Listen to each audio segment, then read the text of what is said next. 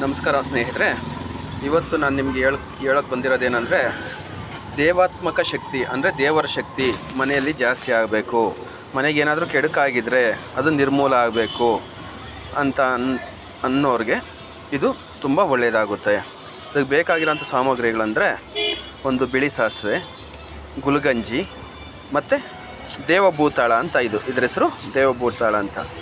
ಇದನ್ನು ಏನು ಮಾಡಬೇಕು ಅಂತಂದರೆ, ಬೆಳಗಿನ ಜಾವ 5 ಗಂಟೆಗೆ ಎದ್ದು ಅರ್ಶಿನ ಬಟ್ಟೆಯಲ್ಲಿ ಮಾಡಿ ಇವು 3 ವಸ್ತುಗಳನ್ನ ಅರ್ಶಿನ ಬಟ್ಟೆಯಲ್ಲಿ ಕಟ್ಟಿ, ಮತ್ತು ಏನು ಮಾಡಬೇಕು ಅರ್ಶಿನ ಬಟ್ಟೆಯಲ್ಲಿ ಕಟ್ಟಿ ಅಂತಂದರೆ, ಮನೆಯ ಬಾಕ್ಲ ಮೇಲೆ ಅಂದರೆ ಬಾಕ್ಲಲ್ಲಿಟ್ಟು ಪೂಜೆ ಮಾಡಬೇಕು. ಮೊದಲು ಇದನ್ನು ಬೆಳಗಿನ ಜಾವ 5:15 ಟೈಮಲ್ಲಿ ಪೂಜೆ ಮಾಡಿ ಏನು ಮಾಡಬೇಕಂದ್ರೆ, ಮನೆಯಲ್ಲಿ 4 ಮೂಲೆಯಲ್ಲೂ ಇಡಬೇಕು.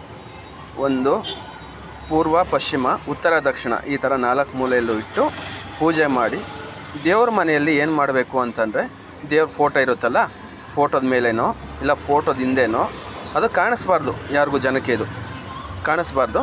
ಫೋಟೋದ ಹಿಂದೆನೋ ಇಲ್ಲ ಫೋಟೋದ ಹಿಂದೆ ಇಲ್ಲ ದೇವ್ರ ಫೋಟೋದ ಮೇಲೆ ಗಂಟನ್ನು ಇದನ್ನು ಮಡಗಬೇಕಾಗುತ್ತೆ.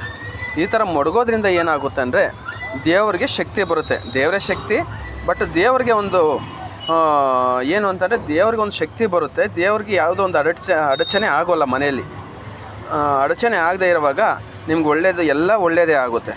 ಆದ್ದರಿಂದ ಇದನ್ನೊಂದು ಸರಿ ಮಾಡಿ ನೋಡಿ, ನಿಮಗೆ ತುಂಬ ಒಳ್ಳೆಯದಾಗುತ್ತೆ. ನಮಸ್ಕಾರ ಸ್ನೇಹಿತರೆ.